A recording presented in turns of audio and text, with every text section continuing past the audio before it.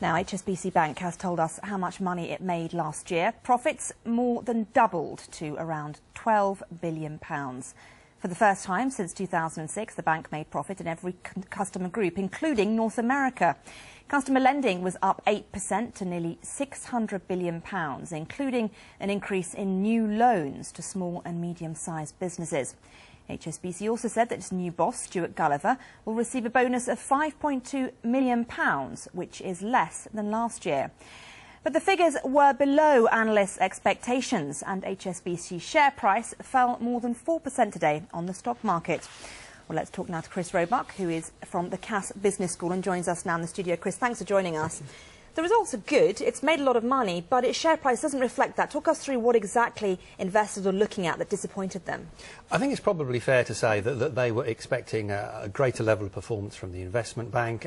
But on the good side, if you look at the bank's investments in terms of expanding their business in America, that's been going well. And overall, I think we can all take some form of view that this is indicating that the global markets are beginning to pick up, which is good for all of us. Of course, HSBC very much focused on the Asian market. Does that Indeed. put it in a very different position to other banks? It does focus on the Asian market, but we have to remember that HSBC is a global bank that is represented across the world. And as such, it's a bit of a barometer for what's happening everywhere. Certainly, they obviously want to expand into those markets because India and Asia are the emerging markets and are outperforming to some degree what's happening in Europe. And that's why the focus of the bank, and indeed other banks, is actually moving to some degree away from Europe and towards Asia. Does that geographical spread, do you think, shield it somewhat from the problems of the slowdown that other investment banks have had?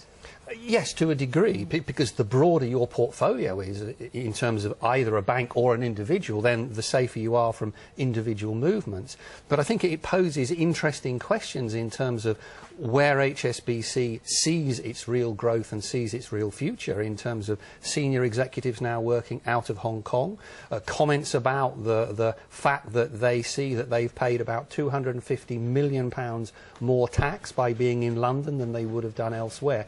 So all of this poses interesting questions in terms of HSBC and its relationship with London. Chris, this was one bank, of course, that didn't get any government help during the crisis. Do you think that's going to go some way in making people a little bit less annoyed, if you like, at the fact that banks are still making so much money? I don't think it's the question that banks make money that is the problem. Because obviously if banks make money, they can either give it to the taxman, or they can lend it out to small businesses, or they can give it to shareholders, or they can give it to senior executives.